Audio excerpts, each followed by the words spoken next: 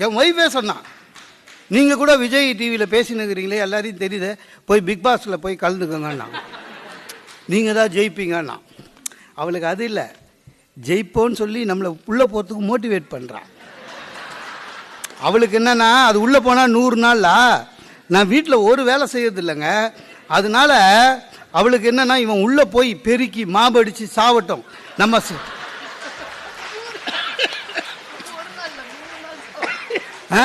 நம்ம சௌகரியமாக சோஃபாவில் உட்காந்து அதை வேடிக்கை பார்க்கலான்னு நினச்சா.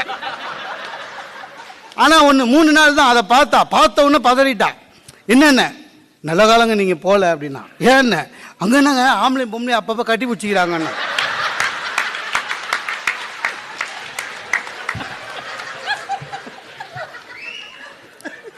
எனக்கு அப்பதான் தோணுச்சு போயிருக்கலாமோன்னு.